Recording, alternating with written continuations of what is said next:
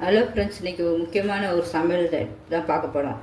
கூட்டு தான் பார்க்க போகிறோம். என்னென்னா, வாழைப்பூ வந்து ரொம்ப மருத்துவ குணம் உள்ளது. உங்களுக்கும் தெரியும், வாழை மரத்தில் உள்ள எல்லாமே நமக்கு பயன்படுது. வாழைப்பூலேருந்து இலை, காய், தண்டு, அந்த வாழை பட்டை கூட நமக்கு பூக்கட்ட உதவுது. அப்படிப்பட்டதை நம்ம இன்றைக்கி அந்த வாழைப்பூ பற்றி தான் பார்க்க போகிறோம். இந்த வாழைப்பூ வந்து எல்லாத்தையும் நல்லா பிரித்து இப்படி வச்சுருக்கேன் பாருங்கள். ஒன்று ஒன்றா எடுத்துகிட்டு இப்படி வச்சுருக்கேன். எல்லாம் பிரிச்சுட்டேன். ஏன்னா அது கொஞ்சம் காட்டுறதுனால உங்களுக்கு எல்லாத்தையும் பிரித்து மணியாயிட்டு பிரிச்சுருக்கேன். இதுக்குள்ளே ஒன்று இப்படி கருப்பாக இருக்கும், நல்ல தடியாக. இது வந்து நீங்கள் எப்படி சொல்லுவீங்க தெரியல, நாங்கள் இது கல்லன்னு சொல்லுவோம். இதை இப்படி எடுத்துடணும். எல்லாத்தையும் எடுத்துகிட்டு மீடியெல்லாம் நீங்கள் இப்படியே போட்டுடலாம். போட்டு நல்லா பொடிசாக அரிஞ்சிட்டு செய்யணும். அதுக்கு முன்னாடி ஒரு ஸ்பூனு தயிர் ஊற்றி வச்சுருக்கேன். தயிர் ஊற்றிட்டு கொஞ்சம் உப்பு, ஏன்னா அந்த தொகுப்பு தன்மை கொஞ்சம் போயிடும். நிறைய இப்போ தொகுப்பு இருக்கனால சாப்பிட்றாங்க. தொகுப்பு ரொம்ப நல்லது, ஆனால் சாப்பிட மாட்டேங்கிறாங்க. இது ரெண்டுத்தையும் போட்டு நல்லா தண்ணி ஊற்றி ஒரு 10 நிமிஷம் போட்டு நம்ம அதை அரிஞ்சிட்டு புழிஞ்சிங்கன்னா அதை தோப்பு கொஞ்சம் போயிடும். இது மெயின் என்னென்னா, ரொம்ப நல்லது பெண்களுக்கு. இந்த வயிற்று சம்மந்தப்பட்ட நோய்கள்லாம் குணமாகும். அப்புறம் அந்த கர்ப்பப்பையும் ரொம்ப சுத்தப்படுத்தும் இதை சாப்பிடும்போது. அப்புறம் நமக்கு அந்த மாதவிடாய் பிரச்சனைகள்லாம் வராமல் நல்லா சீராக கொண்டு வரும் உடம்புக்கு. அப்படிப்பட்டதை நம்ம ஏன் விடுவானு தான் இதை ஒரு கூட்டை உங்களுக்கு செஞ்சு காட்டிடணும். ரொம்ப சூப்பராக இருக்கும். மீதி இதையும் வடை செஞ்சு காட்ட போகிறேன். வடை ரொம்ப அருமையாக இருக்கும். அதையும் நீங்கள் மிஸ் பண்ணாதீங்க. ஃபஸ்ட்டு நம்ம இதை கூட்டு பார்த்துருவோம், அடுத்தது வடை செய்வோம். இதில் நம்ம ஒன்று ஒன்று அப்படியே பார்ப்போம். இதை நல்லா அரிஞ்சிட்டேன் பாருங்க. அரிஞ்சு அப்படியே இருக்கட்டும். நம்ம சமைக்கும் போது அப்படியே புளிஞ்சு எடுத்து போட்டுருவோம்.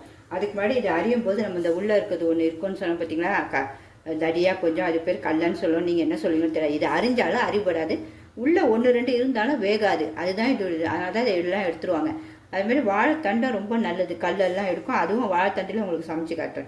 இப்போ இந்த ஒரு அரை வாழைப்பூ எடுத்துருக்கேன்ல, அதுக்கு சும்மா இவ்வளோண்டு ஒரு கை, அதாவது பாருங்கள் காட்டுறவங்க, இந்த ஒரு கை பைத்தம்பருப்பு எடுத்து சட்டியில் போட்டு நல்லா 3 வாட்டி கழுவிட்டு ஒரு அரை வேகும் போது ஒன்று ஒன்றா போடணும். எல்லாம் வெங்காயம் எல்லாம் அதையும் அப்படியே உங்களுக்கு காட்டுறேன்.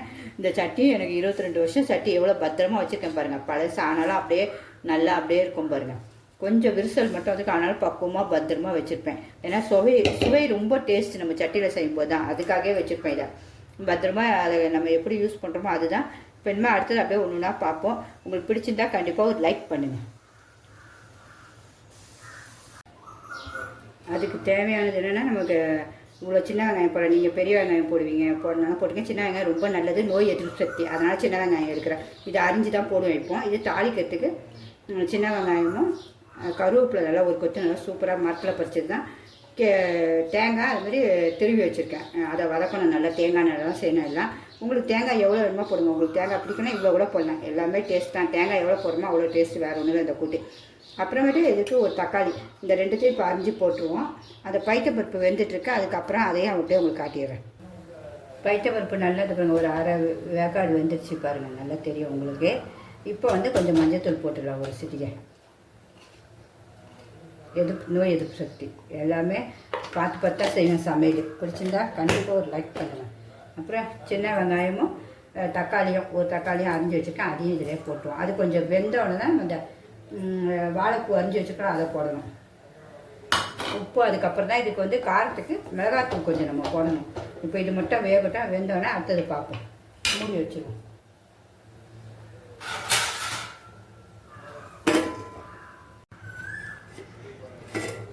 இது நல்லா பொரிச்சிருச்சு, கொஞ்சம் வெந்துருச்சு, எல்லாம் அரை வேக்காடு. இப்போ வந்து நம்ம இந்த வாழைப்பூவை புழிஞ்சு போட்டுருவோம். இதை வச்சுருக்கோம் பார்த்தீங்களா, இதை இப்படி நம்ம கையிலேயே புழிஞ்சு போட்டால் தொகுப்பு தன்மைலாம் போயிடும் நமக்கு. இருக்கும், ஆனால் ரொம்ப இருக்காது. பிள்ளைங்கள்லாம் சாப்பிட்லாம், குழந்தைங்க கூட சாப்பிட்லாம். இதெல்லாம் ரொம்ப பிடிக்கும் எனக்கு. இதை சாதத்தில் போட்டே சாப்பிட்டோம், வெறுமாவும் சாப்பிட்டோம், ரொம்ப பிடிக்கும். என் பொண்ணுக்கு ரொம்ப பிடிக்கும் இது. வாழைப்பூ மம்மி வாழைப்பூ செய்யணுவா. நம்ம பக்கத்தில் இருந்தாலும் கொடுத்துடலாம். அவள் திருநெல்வேலியில் இருக்கா, சரி லைக் தான் பண்ண முடியும். அவளால் பாவம் என்ன பண்ண முடியும் இல்லை. அவளுக்கு ரொம்ப பிடிச்சது வாழைப்பூ.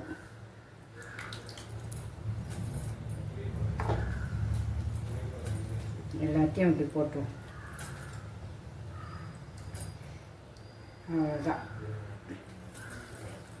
எல்லாருக்குமே இதை செஞ்சிட்டிங்கன்னா ஒரு வாட்டி ரொம்ப பிடிக்கும். இந்த தண்ணி இருக்கட்டும், அந்த தண்ணியிலே வந்து கொஞ்சம் தண்ணி இருக்கணும். அப்போ தான் அந்த தண்ணி நம்ம போட்டு சாப்பிட்டா நல்லாயிருக்கும். இது இன்னும் கொஞ்சம் ஒரு 5 நிமிஷம் கழிச்சு மிளகாத்தூள் உங்களுக்கு காரத்துக்கு தக்க போட்டுக்கங்க. நான் ஒரு 1/4 ஸ்பூன் தான் போட போகிறேன். ஏன்னா காரம் ரொம்ப வேண்டாம் இன்றைக்கின்ட்டு. அதனால் நீங்கள் உங்களுக்கு எவ்வளோ வேணுமோ போடுங்க. தேங்காய் கூட இதில் வந்து கொஞ்சம் தான் போட போகிறது. இவ்வளோ தான் போட போகிறேன் தேங்காய். சும்மா பேருக்குன்னு தான் போட போகிறேன். மீதி உங்களுக்கு காட்டுறது அளவு காட்டுறதுக்காக தான் வச்சுருக்கேன். சுவைக்கு உப்பும் போட்டுருங்க. அப்புறம் இப்போ அதை கொதிக்குது, கொஞ்சம் ஒரு 5 நிமிஷம் ஆகிடுச்சு. இப்போ மிளகாத்தூள் போட்டுக்கலாம். அவங்கவுங்க தேவைத்தப்போ காரத்தக்க நான் இவ்வளோ தான் போடுறேன். எனக்கு இந்த காரம் போதும். உங்களுக்கு எவ்வளோ காரமோ அவ்வளோ போட்டுக்கோங்க. வெந்த உடனே நம்ம லாஸ்ட் நல்லா வெந்து நல்லா அழகாக சூப்பர் கலரும் மாறும். அதுக்கப்புறம் நம்ம இதெல்லாம் தாளிக்கணும். தாளிக்கிறதுக்கு மெயின் என்னென்னா தேங்காய் எண்ணெய் தான். தேங்காய் எண்ணெய் தான் டேஸ்ட்டு அந்த சமையல். மூடி வச்சுருவோம். அப்பப்போ கிண்டி விட்டால் நல்லா வெந்துருச்சு. பாருங்கள், இந்த தண்ணி இருக்கட்டும். நமக்கு சாதம் அதிலே தான் போட்டு சாப்பிட போகிறோம். நம்ம சாதம் குழம்புலாம் வைக்கல இன்றைக்கினா. இந்த பாருங்கள், இப்படி வெந்தால் பசுமையாக வெந்துருக்கணும். அவ்வளோதான். இனிமேல் தாளித்து விட்ருவோம்.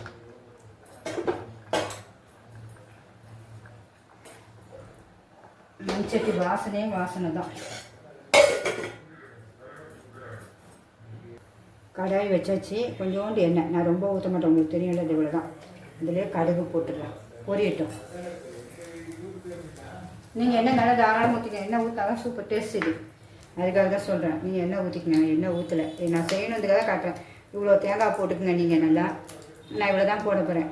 எனக்கு வெங்காயம் எவ்வளோ வேணால் போடுவேன், கருவேப்பிலையும் போடுவேன். எண்ணெய் மட்டும்தான் இவ்வளோ. தேங்காய் மட்டும் நான் குறைச்சிருக்கேன், உங்களுக்கு அளவு காட்டுறதுக்காக தான். பொரிஞ்சிருச்சு. மெதியும் போட்டுருவேன். இதையும் போட்டு நல்லா வதக்குவோம். கொஞ்சம் எனக்கு வேகணும்ல, எனக்கு வேகத்துக்கு இது பாருங்க, கொஞ்சம் தண்ணி தெளிக்க போகிறேன். அதில் சூப்பராக வெந்துறப்போ கொஞ்சம் நேரம் ஆகும். அவ்வளோதான். எண்ணெய்க்கு பதில் அதிலே பொறுமையாக அப்படியே வதங்கட்டும். சிம்மில் தான் இருக்குது, வதங்கிடும். பாருங்கள், காட்டுறேன். இங்கே பாருங்க, தண்ணியிலே நல்லா பொறுமையாக இவ்வளோ நேரம் ஆச்சு, வதங்கிடுச்சு. ஆனால் நமக்கு அதே எண்ணெய்னா அப்படியே ப்ரௌன்ஷாக வந்துடும். நல்லா கடை இது பரவாயில்ல, சுவைதான மீன், ஹெல்த்து தானே உங்களுக்கு. எண்ணெயை ஊற்றி அழகுப்படுத்துறதுக்கு வேண்டாம். அதனால் இது ஓகே. இனிமேல் இதில் கொஞ்சம் தேங்காய் இவ்வளோ தான் போட போகிறேன். நீங்கள் நான் எவ்வளோ வேணாலும் போட்டுக்கங்க. தேங்காய் எண்ணெயில் தான் தாளிக்கணும், மறந்துடாதீங்க. அதுதான் டேஸ்ட்டு. வதங்கட்டும். இந்த பாருங்க, நம்ம சிம்மிலே வச்சு எவ்வளோ வதக்கி எவ்வளோ ஏன்னா இது 5 நிமிஷத்தில் அப்படி இது ஒரு 15 நிமிஷம் ஆகும். அவ்வளோதான். வதக்கி முடிச்சுட்டு சூப்பராக இருந்தால் அதில் ஊற்றிட வேண்டியதான். ஆஃப் பண்ணி வச்சு ஸ்டவ்வை இப்போ இதில் ஊற்றிடணும். போகும், அவ்வளோத்தையும் போட்டுற வேண்டியதான். சுவையான வாழைப்பூ கூட்டு டேஸ்ட்டாக ரெடி ஆகிடுச்சு பாருங்கள். 1/4 மணி நேரத்தில் சூப்பராக. உங்களுக்கு இன்னும் கட்டியாக வைக்கனாலும் வைக்கலாம், இன்னும் நல்லா சுண்டை வைக்கனாலும் வைக்கலாம். அப்படியே அள்ளி சாப்பிட்ற மாதிரி. நான் எனக்கு இன்றைக்கி சாப்பாட்டுக்காக இப்படி வச்சுருக்கேன், வேறு ஒன்றும் இல்லை. இனிமேல் டேஸ்ட் பார்த்துருவோம். லாஸ்ட்டில் எவ்வளோ கொத்தமல்லினாலும் அழகாக போட்டுருங்க. நமக்கு ஹெல்த்து பார்த்திங்களா, கொத்தமல்லி நோய் எதிர்ப்பு சக்தி இல்லை, அதனால் போட்டுருங்க. போட்டு ஒரு கலரிங்க. இந்த சூட்டில் எவ்வளோ நேரம் கொதிக்கும் பாருங்கள். அதான் நம்மளுடைய மண் சட்டி விடியது. அது அப்போ அந்த டேஸ்ட்டு சூப்பராக இருக்கும். அப்படியே கொதிச்சுட்டு கொஞ்சம் அதுவாக அடங்கிடும். நமக்கு ஆஃப் பண்ணி நம்ம வச்சோன்னே. இப்போ நம்ம அதை டேஸ்ட்டும் பார்த்துருவோம். அதுதான் மண் சட்டி சமையல்னு சொல்லுவோம். அந்த காலத்து சமையல் டேஸ்ட் தான் அதான். இதை பார்க்க எனக்கு குடல் ஞாபகமும் வருது. அவ்வளோ டேஸ்ட்டாக இருக்கும் குடலும். இப்போ டேஸ்ட் பார்த்துருமா, நல்லா எடுத்துருக்கேன் பாருங்கள். தாராளமாக எடுத்து வச்சுருக்கேன். சுட சுட சாதம் தான்.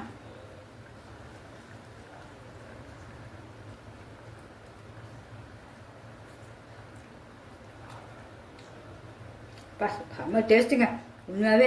அந்த வாழைப்பூ, தேங்காய் எண்ணெய் வாசனை, வாழைப்பூ ஒரு டேஸ்ட்டு அப்படியே இழுக்குது சாப்பாடு. இன்றைக்கி உண்மையாகவே நிறைய சாதம் பொங்கியிருக்கேன். ஏன்னா நான் நல்லா சாப்பிடுவேன். எனக்கு இதெல்லாம் பிடிக்கும் ரொம்ப. இந்த மாதிரி கூட்டலாம். ஓகே ஃப்ரெண்ட்ஸ், உங்களுக்கும் பிடிச்சிருந்தா கண்டிப்பாக லைக் பண்ணுங்கள்.